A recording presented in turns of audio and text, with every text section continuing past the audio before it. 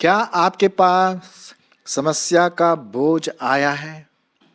Are you struggling with problems? समस्या आपके द्वार पर खड़ी रहती है हर सवेरे। मसीह जीवन में कभी कभी ये बातें आती हैं और कभी कभी किसी के जीवन में तो बहुत ही ज़्यादा आती है। मेरे जीवन में भी कई प्रकार की समस्या आई और आती भी रहेंगी, क्योंकि ये जीवन का एक हिस्सा है। अब जब भी कोई समस्या आती है, प्रॉब्लम्स आती हैं, कठिनाइयाँ आती हैं, जो उसको समझना बड़ा मुश्किल हो जाता है कि यार मैं क्रिश्चियन हूँ, मसीही हूँ, फिर भी बताइए ये प्रॉब्लम मेरे पास आती है, क्यों ऐसा है? एक प्रश्न कभी कभी हमारे जीवनों में होता है। मैंने कई बार अपने मानसिक रूप से ये प्रश्न परमेश्वर से पूछा, प्रभु मैं तेरी सेवा करता हूँ, तेरी आराधना करता हूँ, विश्वासी हूँ, और फिर भी ये समस्याएं आ जाती हैं, तो इसका क्या प्रत्युत्तर होना चाहिए? आज इसी के बारे में हम थोड़ा देखेंगे और इसके लिए हम लेंगे एक उदाहरण जो कि पुराने नियम में अय्यूब की किताब में मिलता है। अय्यूब इसका बहुत ही ज़बरदस्त एग्जाम्पल है और वो हमारे लिए एक आदर्श भी छोड़ गया है। तो आइए आज हम देखेंगे कि हम किसकी बात को सुनेंगे, अय्यूब की सी बात को या अय्यूब की पत्नी की बात को। दोनों में बहुत फर्क है, दोनों में अलग अलग प्रतिक्रिया दी गई हैं, अलग अलग रिस्पांस दिया गया है। हम कौन सा वाला रिस्पांस, कौन सी प्रतिक्रिया समस्याओं को समाधान करने के लिए दे सकते हैं?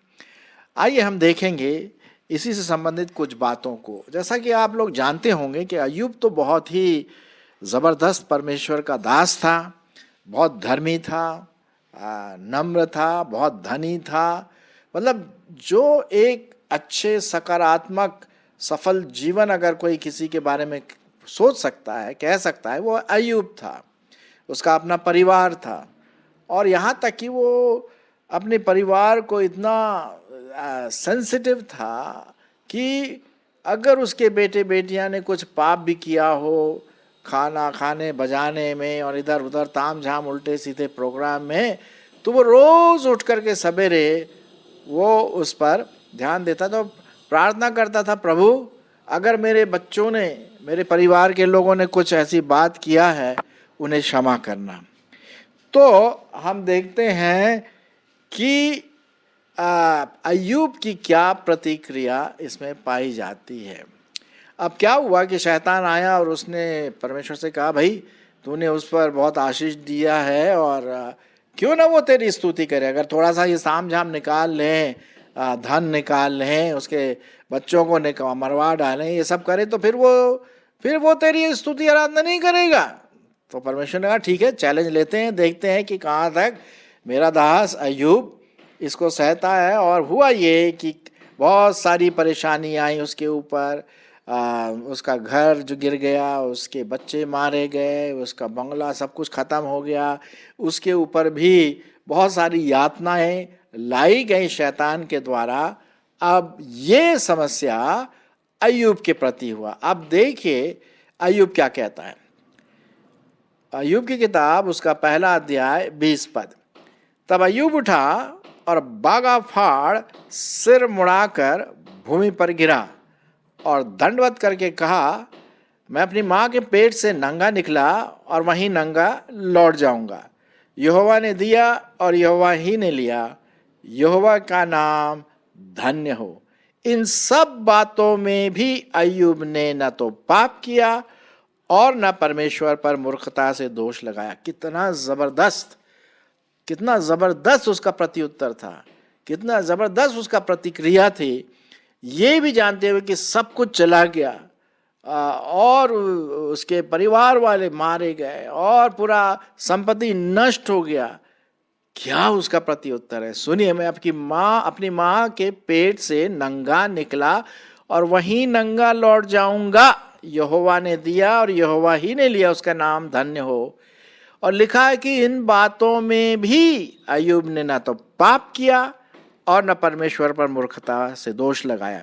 अगर ये बात आपके साथ गुजरती या मेरे साथ गुजरती तो हमारा क्या प्रत्युत्तर था? हम क्या बोलते परमेश्वर को या दूसरे लोगों को। मेरे ख्याल में मैं तो बहुत नाराज होता, पक्की बात है, मैं बहुत नाराज होता, गुस्सा हो जाता परमेश्वर से अगर ऐसी बात जो अय्यूब के साथ हुई अगर मेरे साथ होती।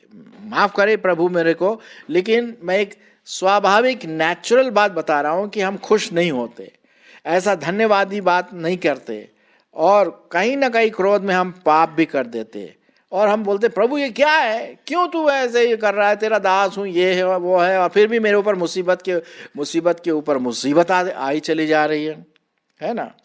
खैर ये तो पहला इंस्टेंस था, पहला उदाहरण। अब चलते हैं दूसरे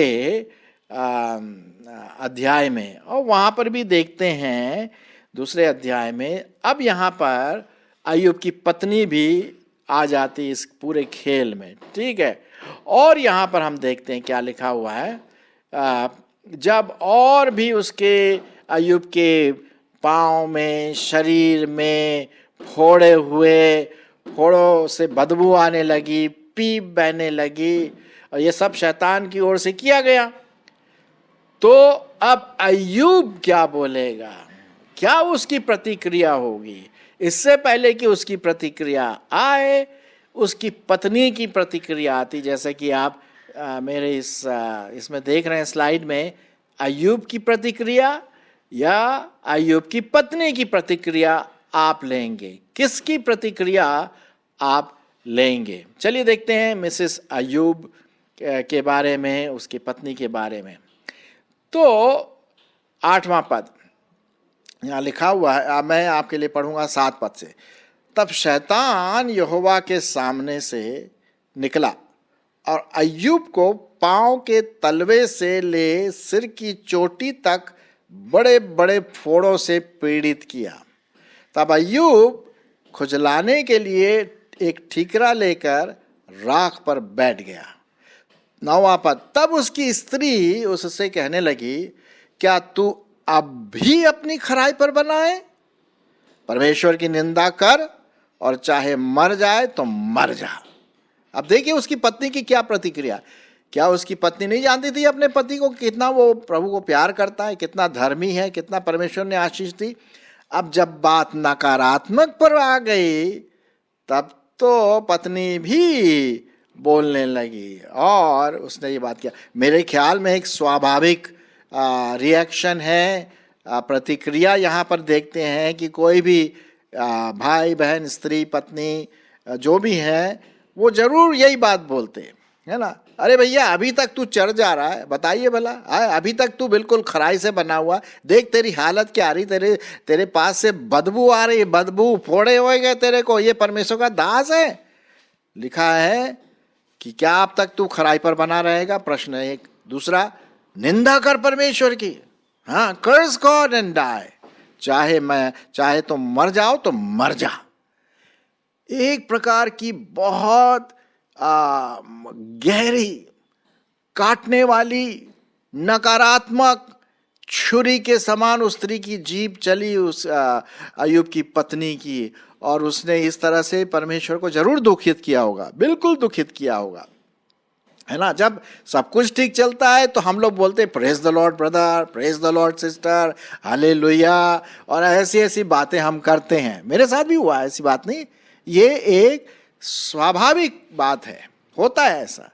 लेकिन जब हमारे साथ बिल्कुल उल्टी चलती है बातें, नकारात्मक चीजें आती, हमारे ऊपर मुसीबत आती है, मुसीबतों का पहाड़ टूटने लगता है, तो हमारा प्रत्युत्तर जो हमें परमेश्वर के सामने देना वो क्या है, क्या होता है? अय्यूब के समान होता है या अय्यूब की पत्नी के समान? अब देखिए अय्यूब क्या बोलता है।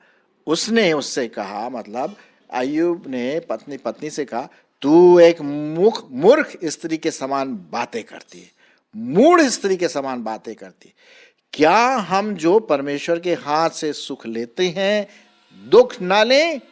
इन सब बातों में भी अय्यूब ने अपने मुंह से कोई पाप नहीं किया। देखिए यहां पर भी वही बात देखते हैं कि उसने कोई पाप नहीं किया। कितना धर्मी! सच में अगर ऐसा उत्तर वो देता है, ये परमेश्वर का जन ही दे सकता है।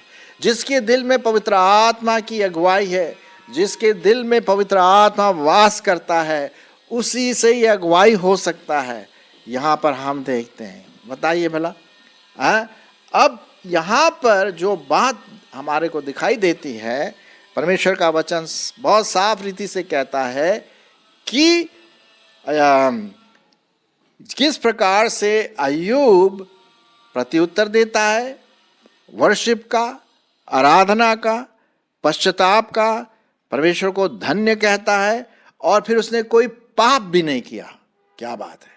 अरे साहब, अय्यूब के मन में परमेश्वर का प्रेम, परमेश्वर का हृदय, परमेश्वर का अलौकिक अनुग्रह उस पर था, तभी वो कह सकता है। ऐसे कोई भी आदमी, साधारण आदमी ऐसा नहीं कह सकता। इतनी मुसीबत होने पर भी, इतनी आग गिरने पर भी वो मुंह से पाप नहीं किया। अब उसकी स्त्री जो थी, पत्नी, वो तो बहुत ही खाट खाट खाट बोलने लगी, है ना।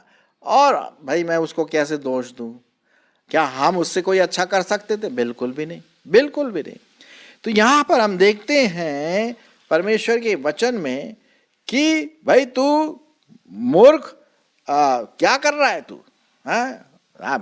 परमेश्वर पर आय कर दे, कर्ज कर दे, क्यों कर रहा? छोड़ दे परमेश्वर, उसी की आराधना कर रहा, उसकी निंदा कर। तो मूर्ख स्त्री के समान बात कर रही है। परमेश्वर से हम जब सुख लेते हैं तो क्या दुख न लें? इन सब बातों में अय्यूब ने अपने मुंह से कोई पाप नहीं किया, बल्कि उसने आराधना किया। पहला अध्याय यदि आप देखें और उसका 20 पद, क्या लिखा हुआ है?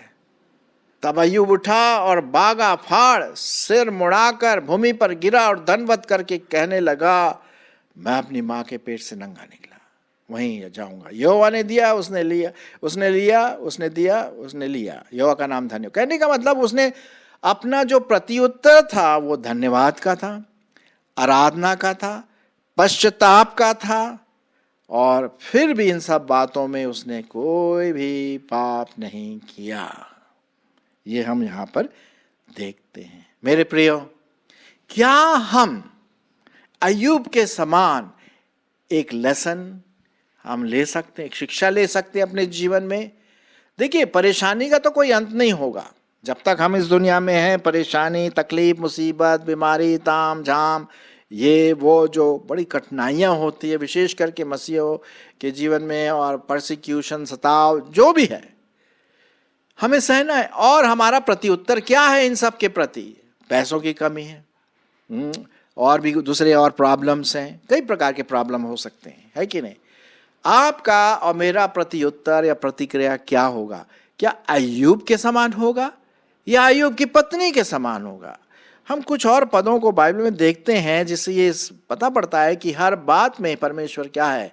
सॉवरेन है, प्रभुत्व है, महाराज धीराज है। वो जानता है कि हमारे साथ क्या हो रहा, और वो हमें धीरज धरने की जरूरत है। रोमियो उसका 8 अध्याय और 28 पद, रोमियो 8:28 क्या लिखा हुआ है?